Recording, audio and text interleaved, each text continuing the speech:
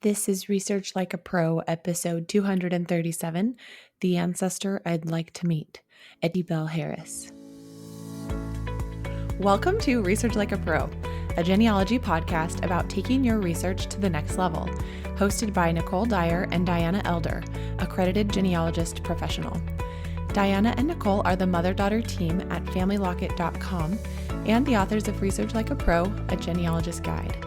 With Robin Worthland, they also co-authored the companion volume, Research Like a Pro with DNA.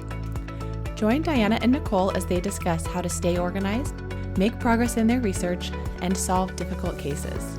Let's go! Hi everyone, welcome to Research Like a Pro. Hi Nicole, how are you today? Great, I just finished making an Airtable video for our Research Like a Pro with DNA e-course and study group, and it was 2 hours long, but it explained every single part of that Airtable-based template. That's going to be so great because if you are new to Airtable, every single thing needs to be explained. It's just so easy once you've worked with it and you understand how to do it, but at first that seems kind of foreign, so thank you for doing that. That'll be such a helpful thing for everybody in the course. I hope so. What about you? Well, I was just finishing up my reading of the National Genealogical Society Quarterly from September 2021. I'm a little behind. I got to catch up. And I was to the reviews section. So at the very end, they have, the articles, case studies first, about 3 or 4 per issue. And then at the end, they have reviews. And they have some really interesting books. I always read the reviews because I want to know what books are out there. And so this one only had 2 reviews, so I'll just tell you about both of them. One is called Clan Callahan, the O'Callahan Family of County Cork, and it's edited by Joseph F. O'Callahan. So it just talks about how he is a historian at heart, and it has been his life's work to study the history of the O'Callahan clan. And I thought, man, if you're an Irish researcher and you're an O'Callahan especially, you need to get that book because it looks so fascinating. And it is published by Genealogical Publishing Company. He originally wrote the first book in 2005, but this is a revision from 2020. The review was done by Bridget Sunderland, CG. I like how she finishes it up. She says, perhaps most essential to genealogists are the family narratives presented throughout the book, but especially those within the O'Callahan diaspora chapter. In these narratives, the author demonstrates his greatest talent, connecting people within their historical time and place, which I thought was really neat. Isn't that what we're always trying to do with our family history, is connect people? Yeah. I love that. And also, Bridget Sunderland was in my ProGen study group. So, hi, Bridget. Oh, that's awesome. Yeah, it's fun. I've written a couple of reviews for that section, and we had our book, Research Like a Pro DNA, reviewed in that section. So, if maybe you have been reading the NGSQ, as we like to call it, and have been skipping the reviews, I would recommend you read those. You can discover some really great gems of a book there. Nice. Well, the announcements for today are that we have our Research Like a Pro webinar series ongoing in 2023. And the first one, Diana taught about her Benjamin Cox case study. And this next one coming up, I'll be teaching about my research in the Daniel Arnold project that we did for a client. And that one's going to be on February 21st at 11 a.m. Mountain Standard Time.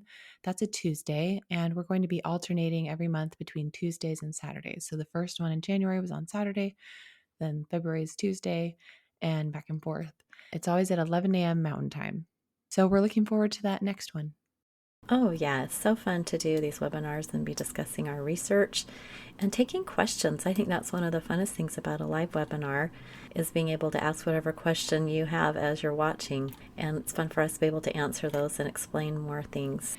Absolutely. And just a reminder that you can always join our newsletter to get that every Monday with notices about our new blog posts, new podcast episode, any news we have, and then sometimes we have coupons and sales. And also another reminder that Roots Tech is coming up really fast. So if you're going in person, it's just $98. And NGS is coming up. It's the end of May, and Diana and I are both speaking at NGS, so we're excited about that. And I'm teaching about Airtable and advanced techniques for sorting and grouping. And then another class I'm teaching is going to be about Bathsheba Tharp and using DNA evidence to identify her parents. NGS will be in Virginia, Richmond, Virginia, and we're excited to go out because I have never been to Richmond. And I think, Nicole, you have been to Virginia, Yes, I've visited but I DC haven't. and Virginia a few times. So we're excited. And one of my lectures is on separating Virginians of the same name. And that will actually be part of their 2 day online live. And so if you can't come out to Virginia, you can purchase that package and you get 10 lectures live. And I will be part of that for one of mine. So that will be fun to have that opportunity to speak to you virtually as well. And then I have two other lectures, one on researching females in the early 1800s, which I have a fun case study for that about my Polly Cessna Royston. And then the other topic is what to do with your ancestry through lines, the DNA through lines. So I have a couple of fun case studies examples we'll be working through with that one as well. So lots of exciting things coming up, Nicole. Yeah, I'm excited to go to both Salt Lake City for Rootstock and Richmond, Virginia for NGS conference. Well, we hope to see some of you there. Well, let's get into our topic for the day. And today we're going to talk about writing family stories. And this was prompted because I decided I wanted to take up the 52 Ancestors in 52 Weeks yearly challenge. This has been going on for a few years. Amy Johnson Crow hosts this, and I signed up to do it 2 or 3 years ago, but I never really did it.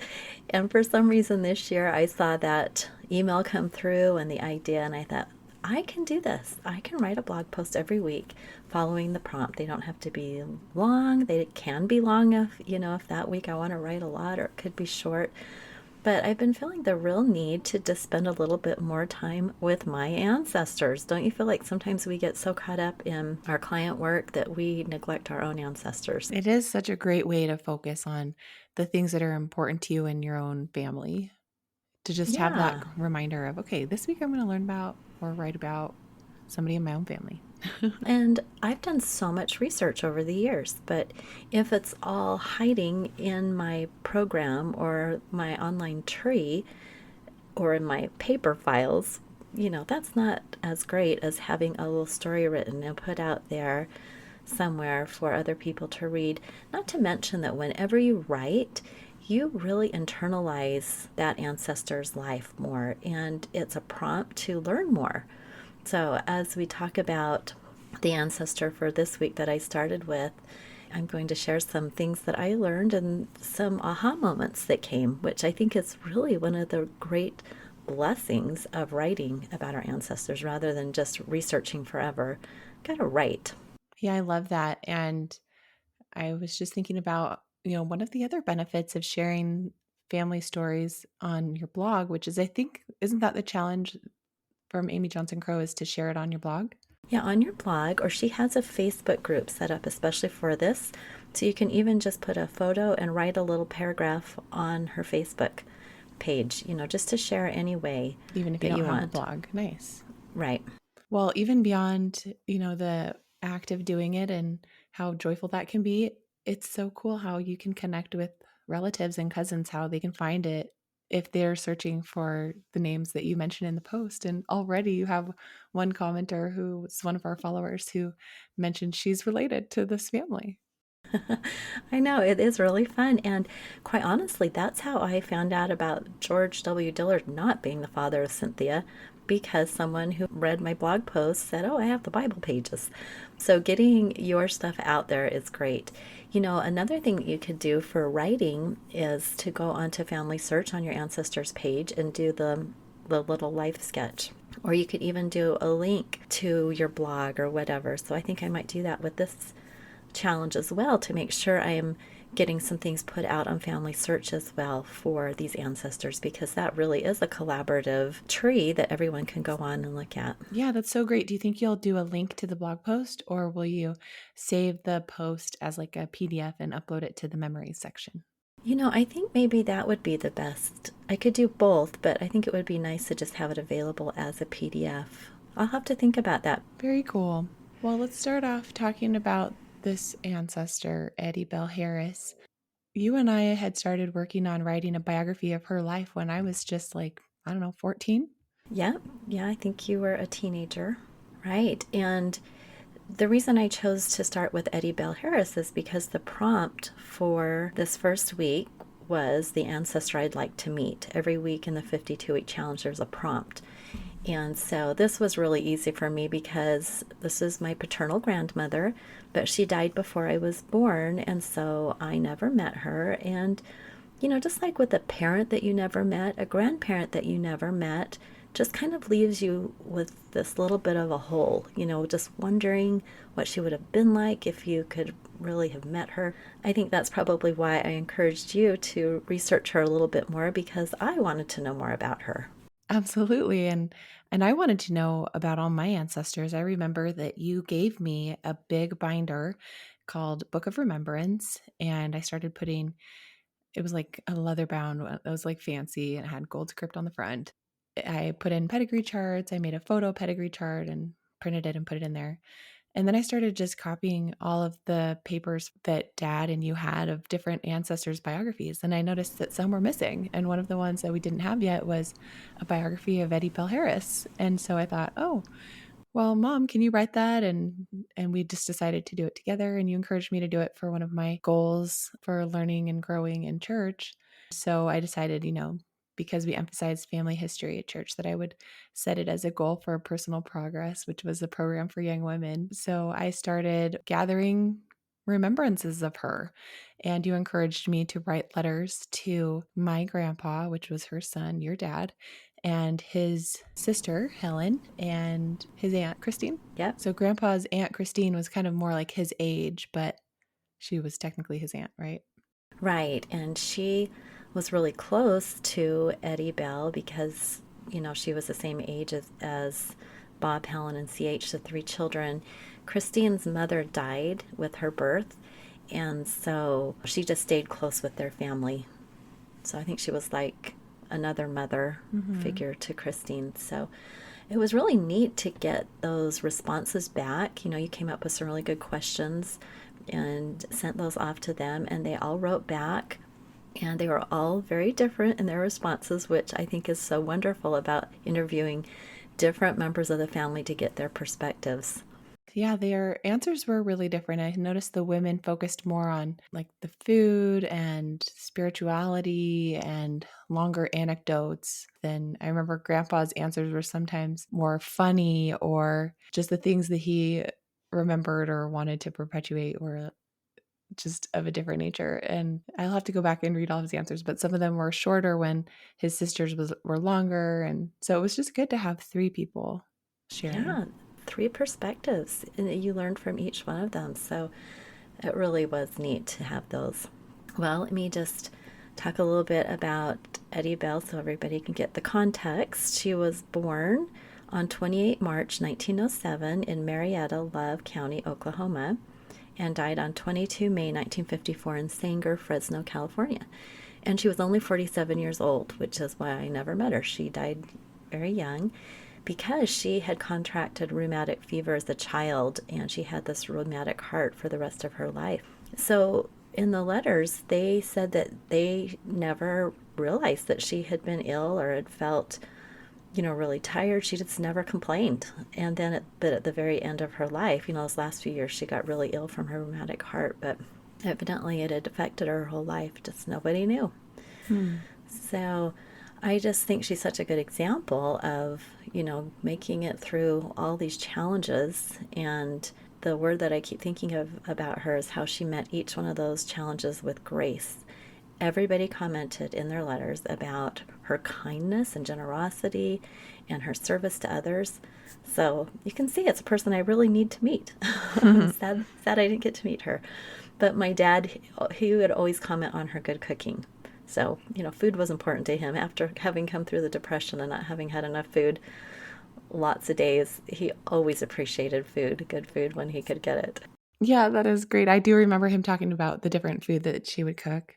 The black-eyed peas and cornbread that he actually got really tired of, but he loved her cakes. And he'd always talk about these cakes that would fall in the middle, and then they were so gooey and yummy. So, some of the challenges, if you think to that era, she lived through the Depression of the 1930s, and they were out in Oklahoma in the Dust Bowl, and it was really difficult. And then she sent both of her boys off to war in World War II. So, two really severe things that she went through. So, one of the neat gifts that I was given by you was a portrait of her. So, how did you even have the idea of having that commissioned by our cousin? Oh, I was doing some DNA match analysis and I found a cousin, a bone cousin. The Harris family, one of the daughters married a bone.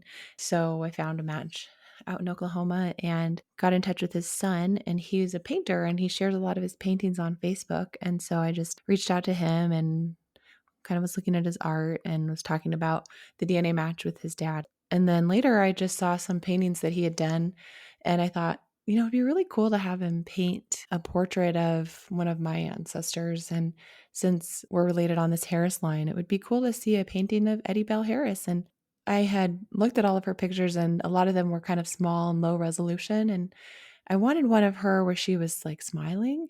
And so we had a couple really small pictures of her smiling and some of the bigger pictures were her more serious. And so I asked him if he would paint one, and I sent him all the pictures I had and told him I want her to be smiling in the picture. And so he painted that for me, and I gave it to you for Christmas. And I love it. It's so neat. And I love that it's just simple because it's got a tan background and she is in sepia tones.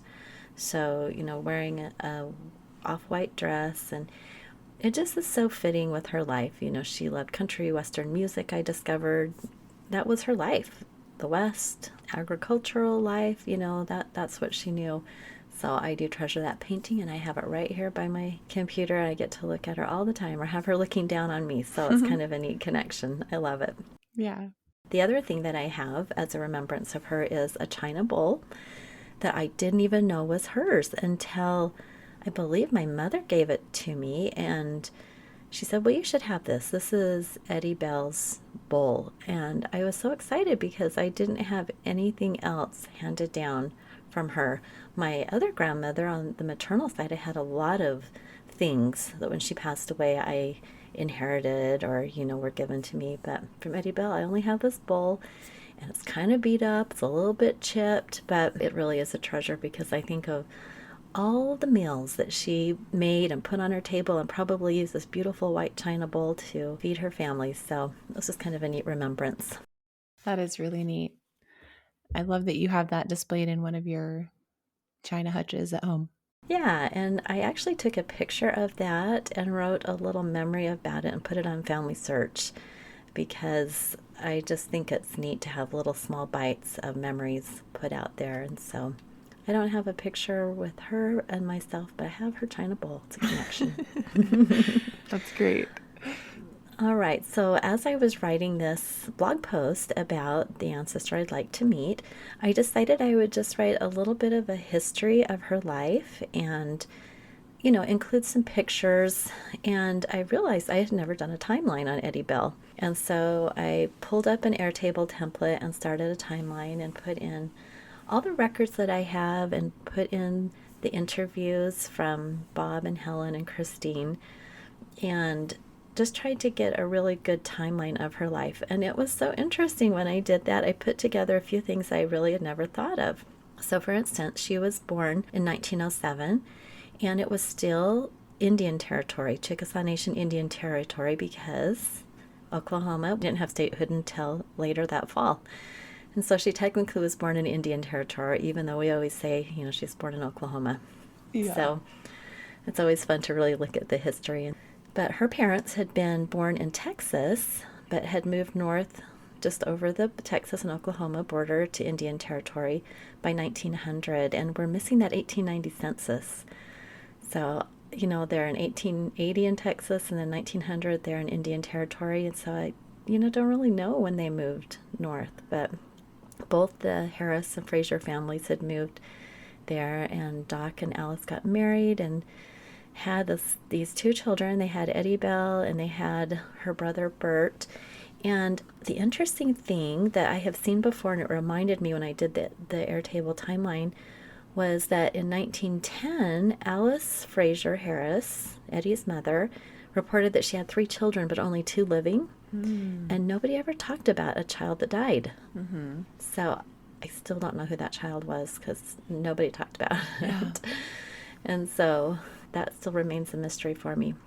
But Ettie grew up in Love County, so she was both in the Burneyville and Washington townships of Love County, and her father, Doc Harris, farmed.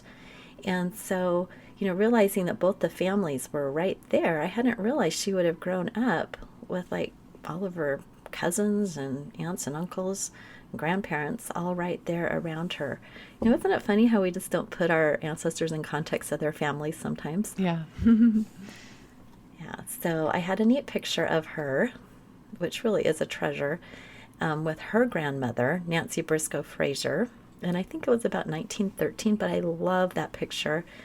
And Nancy she looks pretty old, and she was pretty old at this time. She had lived through the Civil War as a young woman, and she's out here in Indian Territory.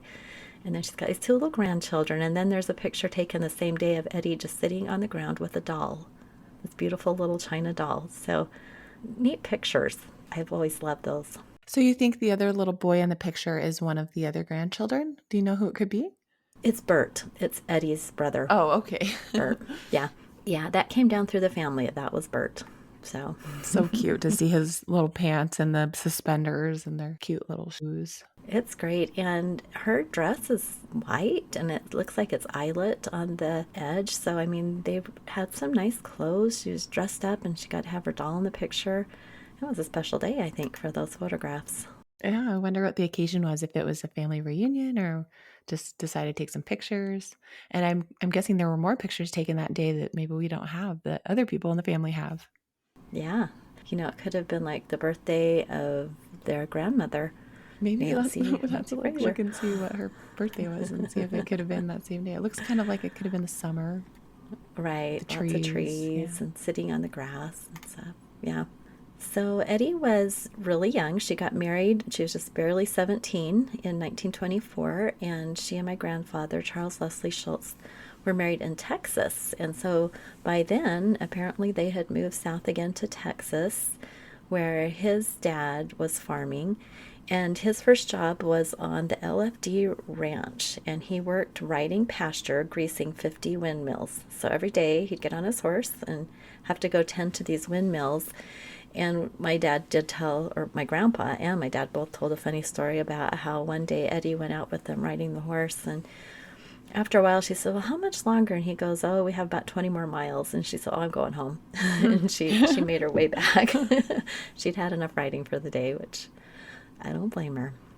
And they had their first child, CH. His name was Claude Houston, but he always went by CH. And he was born there in Lubbock, and then they moved out to California. So about 1925, 26, they went out to California to find work. It wasn't the full-blown depression yet, but in where they were there in Texas, it was challenging to find work. So when they went out to California, that's where my dad was born in 1927, and then Helen, the only girl, was born in 1929. And I found on the census in 1930 that Charles was farming cotton at the time. And I have a picture of Ettie Belle in the cotton field with this huge bag of cotton over her shoulder. And she wasn't very big. She was 5'2" or 5'3". And so the cotton bag looks about as big as her. So I can only imagine that, that hard work her whole life probably really contributed to her rheumatic heart as well. Mm-hmm. So they kind of bounced back and forth between California and Texas a bit, went back to Texas, and Charles changed jobs often. And his history talks about going all over the place trying to just make some money. And he had a really good crop in 1934, but then there was a terrible drought there in Texas, and just everything dried up. I mean, the crop literally just dried up, disappeared. And so at that point, Charles and Ettie took the three children and they went on a covered wagon trip and went up to Oklahoma and lived off an Indian lease in Cherokee country. Wow. In a log cabin. During the Dust Bowl, huh? During the Dust Bowl. And Charles's dad, William Houston Schultz, had this wagon on his property, and he had taken his family on a covered wagon trip to New Mexico, like in the early 1900s. And Charles thought that was so fun. He wanted his children to have the chance to have a covered wagon trip. So there you go. Ettie got to take a covered wagon trip, if you can imagine. That'd be a slow way to travel. Well, I think it was cheaper than paying for gas at that time. After reading the book that you had talked about in the past, what is it, Four Winds?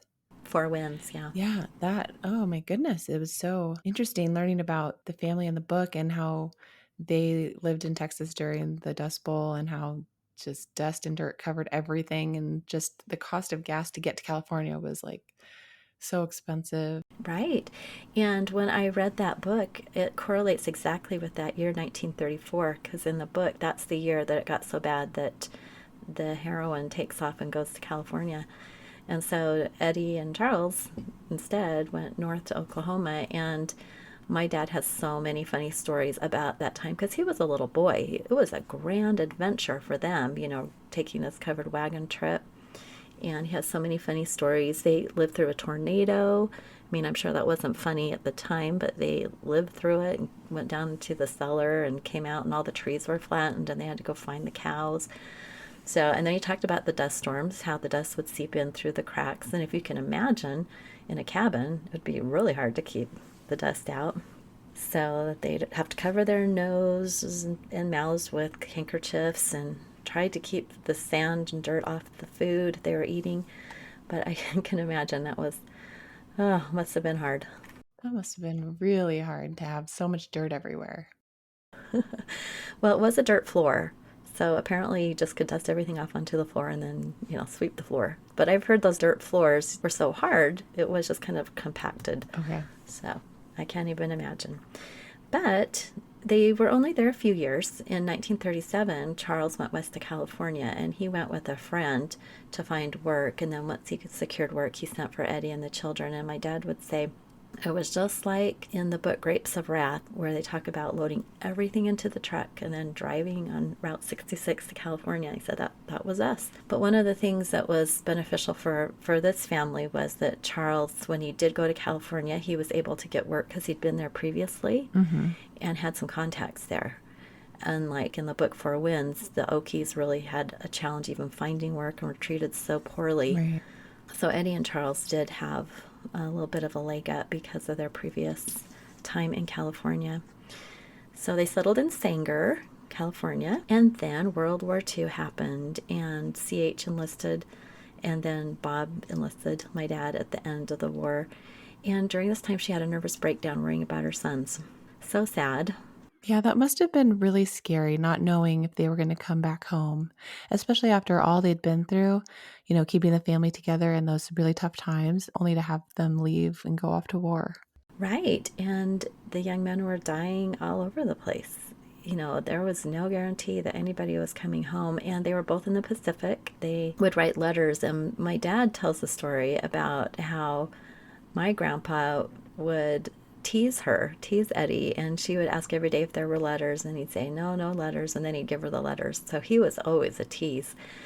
So I don't know if she liked that or not, but anyway, by the time the boys came home, she had recovered from the nervous breakdown, but then she was also really her heart was starting to fail, and she often had to go to the hospital and had breathing problems. So she wanted to live long enough to see her grandchildren, and she did. CH and Helen married first, and she got to meet each of their oldest children, and that was neat. My dad didn't marry till later, so she missed out on meeting me. I missed out on meeting her, but she did get to have two of her grandchildren around her at the end of her life, so I was happy to know that. I love that picture of her holding her two oldest grandchildren in 1954. She's just got one in each arm, and she's sitting in a big comfy chair.